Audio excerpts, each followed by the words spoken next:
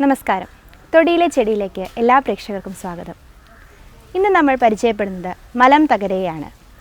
ശീമാകത്തി, പുഴുക്കടിത്തകര, ഇലക്കായം എന്നെല്ലാം ഇതിനെ നാട്ടിൻപുറങ്ങളിൽ വിശേഷിപ്പിച്ചു വരുന്നുണ്ട്. സംസ്കൃതത്തിൽ ഈ സസ്യത്തിനെ ദദ്രുഘ്നം എന്നാണ് വിശേഷിപ്പിക്കുന്നത്. ദദ്രു എന്നത് ഒരു തരം ത്വക്ക് രോഗമാണ്.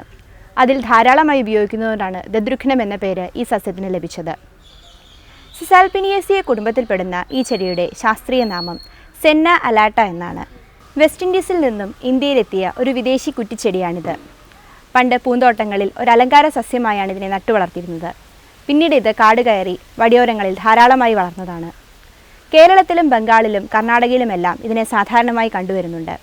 പുഴയോരങ്ങളിലാണ് ഈ സസ്യം കൂടുതലായി വളരുന്നത്.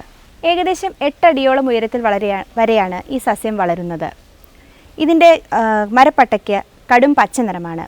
എന്നാൽ ഇലത്തണ്ടിന് ചുവപ്പ് കലർന്ന പച്ച നിറവുമാണ്. ഏകദേശം 60 സെൻറ്റിമീറ്ററോളം നീളമുള്ള ഇലത്തണ്ടിലാണ് ഇലകൾ ക്രമീകരിച്ചിരിക്കുന്നത്.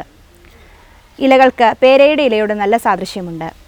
കടും പച്ച നിറത്തിലുള്ള ഇലകളിൽ ഞരമ്പുകൾ നല്ലോണം തെളിഞ്ഞു കാണപ്പെടുന്നു. വളരെ മിനുസമുള്ള ഇലകൾ സമുഖമായാണ് ക്രമീകരിച്ചിരിക്കുന്നത്. ശാഖാഗ്രങ്ങളിലാണ് ഈ സസ്യത്തിൻ്റെ പുഷ്പങ്ങൾ കാണപ്പെടുന്നത്. നീണ്ട തണ്ടിൽ വലിയ മഞ്ഞ ദളങ്ങളുള്ള പുഷ്പങ്ങൾ ഉണ്ടാകുന്നു. ഇവയ്ക്ക് 5 ഇതളുകളാണുള്ളത്. വൃത്താകൃതിയാണ് പൂക്കളുടെ ഇതളുകൾക്ക്. ഈ ശാഖാഗ്രത്തിലുള്ള തണ്ടിൽ തന്നെയാണ് ഈ സസ്യത്തിൻ്റെ കായയും ക്രമീകരിച്ചിരിക്കുന്നത്. കായയുടെ ഘടന ചതുരക്കള്ളിയുടേതുപോലെയാണ്. നേന്ത്രക്കായുടേതുപോലെയാണ് ഈ കായയുടെ വിന്യാസം. 4 ഏണുകളുള്ള കായയുടെ ഉള്ളിൽ വിത്തുകൾ അടുക്കി ക്രമീകരിച്ചിരിക്കുന്നു. മലംതകരയുടെ ഫലത്തിന് ഏകദേശം 1/2 അടിയോളം നീളം കാണും. പച്ച നിറത്തിലുള്ള ഫലം ഉണങ്ങിക്കഴിയുമ്പോൾ കറുപ്പ് നിറമാവും. ഇതിനുള്ളിൽ നടുവിലുള്ള ഭാഗത്താണ് വിത്തുകൾ ക്രമീകരിച്ചിരിക്കുന്നത്. ഈ ഫലം ഉണങ്ങിക്കഴിഞ്ഞാൽ ഫലം പൊട്ടി വിത്തുകളെല്ലാം പുറത്തു പോകും. എന്നാലും ഫലം ചെടിയിൽ തന്നെ പിടിച്ചു നിൽക്കുന്നുണ്ട്. ക്രൈസോഫാനിക് ആസിഡ്, സാന്തോൺ, ആന്ത്രോക്വിനോൺ തുടങ്ങിയവയാണ് ഈ സസ്യത്തിലെ പ്രധാന രാസഘടകങ്ങൾ.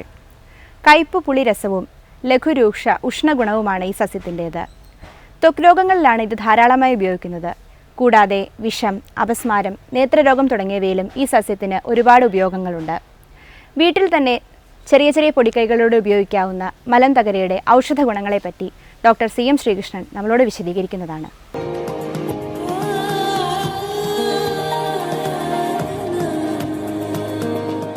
ഈ മലന്തകര ദദ്രുഘ്നം എന്നതിന് പേര് പറയാം.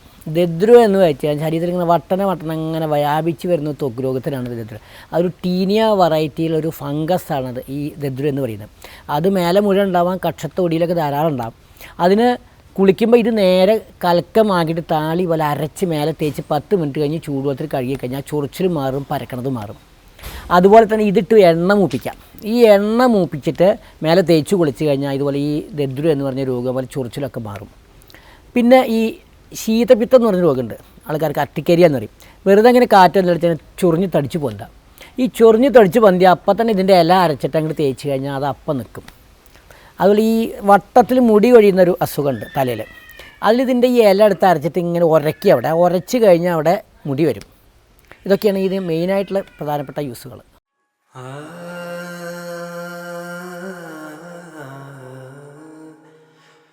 Ah